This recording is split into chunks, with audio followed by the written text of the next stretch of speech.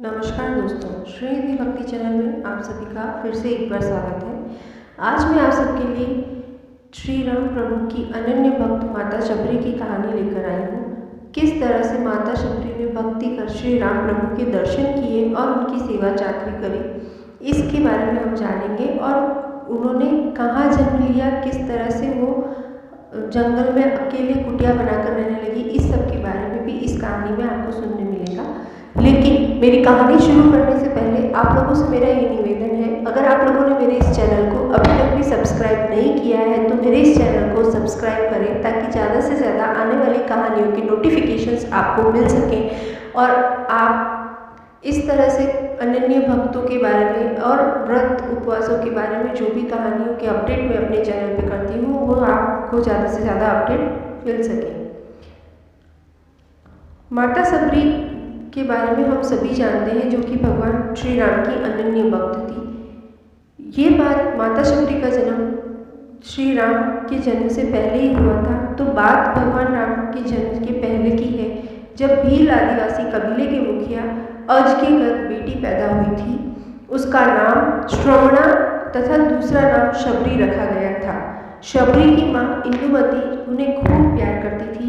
बचपन से ही शबरी को पशु पक्षियों की भाषा समझकर उनसे बातें करती थी, और जब शबरी की माँ उसे देखती तो कुछ समझ भी नहीं पाती थी। वह ऐसा सोचती थी कि यह अकेले में बैठी क्या बातें करती है।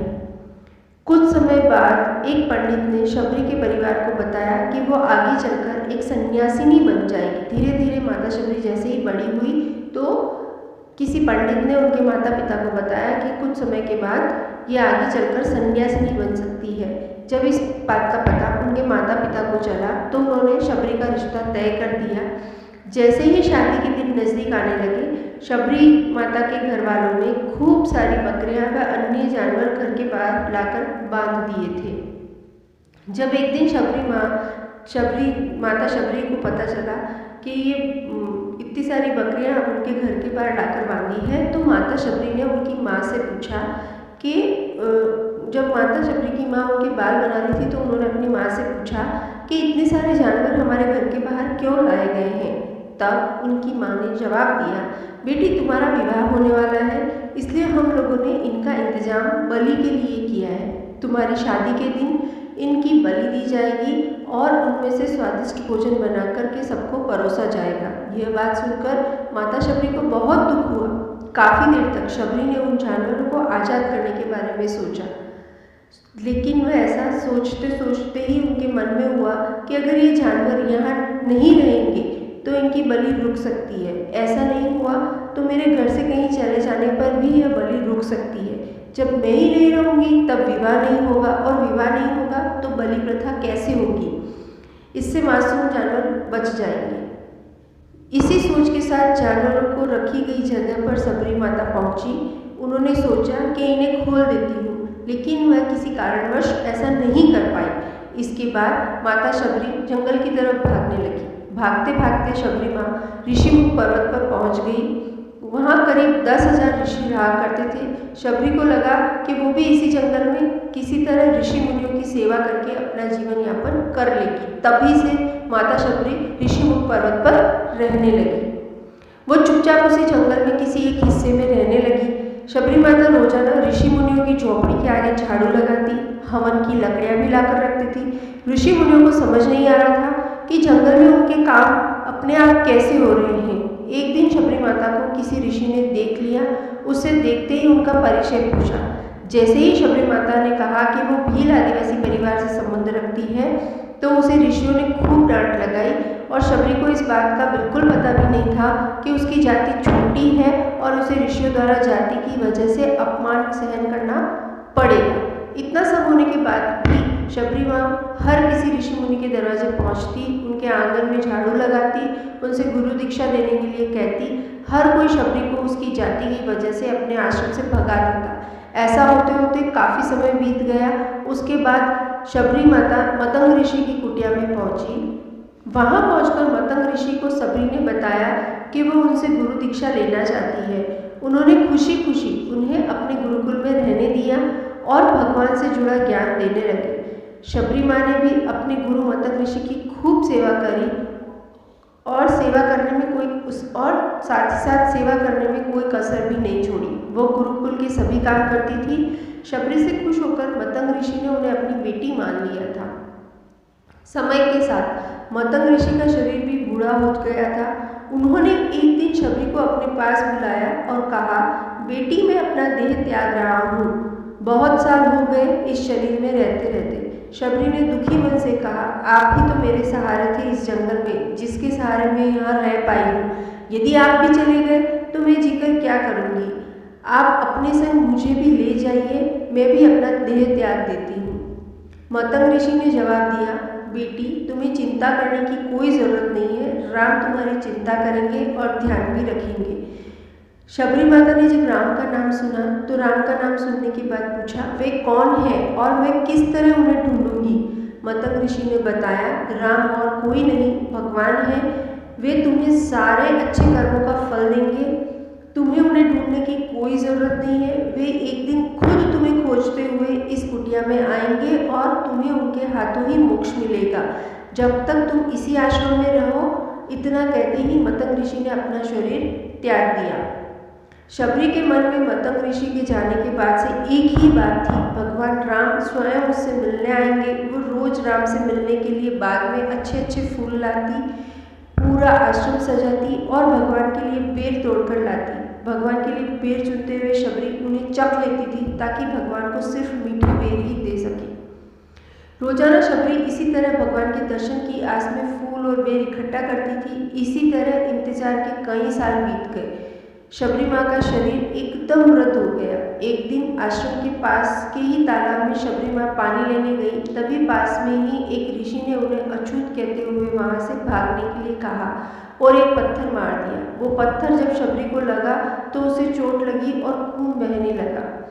खून बहते बहते एक बूंद खून की उसी तालाब के पानी में गिर गई। तभी पूरा तालाब का पानी खून में बदल गया। यह सब होता देख ऋषि ने शबरी को ही डांटा और कहा कि पापी, तुम्हारी वजह से पूरा पानी खराब हो गया है। रोज ऋषि इस पानी को साफ करने के लिए अपनी अलग अलग विधियों का इस्तेमाल करते। सारे जतन करने के बाद भी कुछ नहीं हुआ। फिर उन्होंने गंगा जैसी पवित्र नदियों का जल भी उस तालाब में डाला, फिर भी तालाब का पानी साफ नहीं हो पाया और वो खून जैसा ही रहा। कई सालों तक तालाब के पानी को साफ करने की कोशिश के बाद जब कुछ नहीं हो आया तो ऋषि ने थककर सब कुछ छोड़ दिया। इस घटना के कई सालों के बाद भगवान राम अपनी पत्नी सीता के हरण के बाद उन्हें ढूंढते हुए उसी तालाब के पास पहुंचे। ऋषि मुनि ने उन्हें पहचान लिया। भगवान को कहा, वहां देखकर ऋषियों ने तालाब का पानी साफ करने के लिए भगवान को अपने पैर उसमें डालने के लिए कहा, लेकिन फिर भी पानी जैसा का तैसा ही था। ऋषि मुनियों ने भगवान से भी कई अन्य जतन करवाए, लेकिन वो पानी जस का तस खून जैसा ही रहा। तब भगवान ने ऋषियों से पानी के रक्त में बदलने की कहानी पूछी।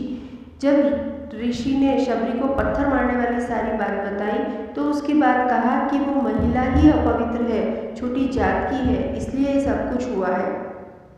उसी वक्त भगवान राम ने कहा, ये सब आप लोगों के खराब वचनों के कारण हुआ है। शबरी को इस तरह के शब्द बोलकर आप लोगों ने उसे नहीं बल्कि मेरे दिल को घायल किया है। इसी घायल दिल के रक्त का प्रतीक यह तालाब का लाल रंग पानी है।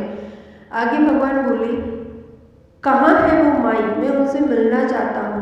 तब तक शबरी माँ उसी तालाब के पास पहुँची। इस दौरान शबरी के पैर को ठोकर लगती है और कुछ धूल उस तालाब में गिर जाती है। तभी सारा पानी साफ हो जाता है।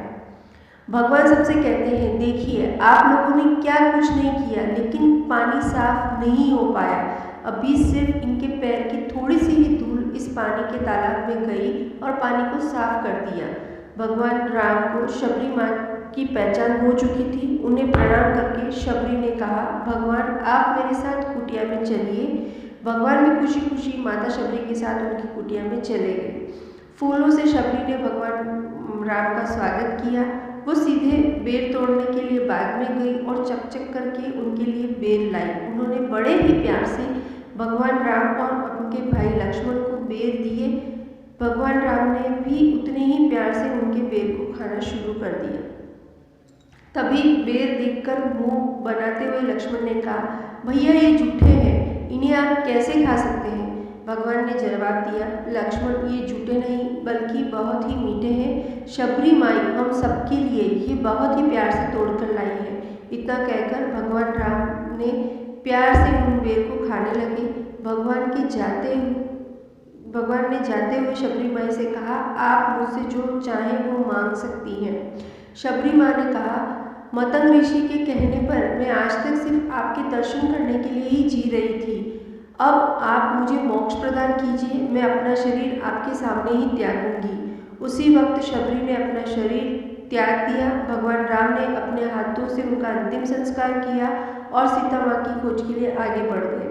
इस तरह से ऋषि मतंग की बात सच साबित हुई और शबरी माता को भगवान राम के दर्शन हुए। तभी से भगवान राम को शबरी के नाम भी कहा जाने लगा। तो देखा दोस्तों, भक्ति में कितनी शक्ति होती है। माता शबरी ने श्री राम की अनन्य भक्ति करी और वे राम के इंतज़ार में उन्होंने कई साल अपने जीवन के निकाल दिए और रोज़ उन्होंने राम के स्वागत की तैयारी करी। इसलिए भगवान माता शबरी की इतनी अनन्य भक्ति के कारण श्री राम को शबरी के राम भी कहने लगे। तो हम सब भी हमेशा श्री राम का स्मरण करें 5 मिनट के लिए और अपने जीवन को सफल बनाएं। मैं यही कामना करती हूँ और साथ में आप लोगों से निवेदन करती हूँ, यदि आप लोगों ने श्री निधि भक्ति चैनल को अभी तक सब्सक्राइब नहीं किया है तो मेरे इस चैनल को सब्सक्राइब कीजिए, शेयर कीजिए वीडियोस को और कमेंट कीजिए कि आपको और किस तरह की कहानियाँ की जानकारी मेरे इस चैनल पे चाहिए ताकि मैं आपके लिए इस तरह की वीडियोस बना सकूँ। आप सभी का धन्यवाद। मेरे इस चैनल को ज़्यादा से ज़्यादा सब्सक्राइब कीजिए और मेरे इन वीडियोस को शेयर कीजिए। धन्यवाद। जय श्री श्याम, जय श्री श्याम।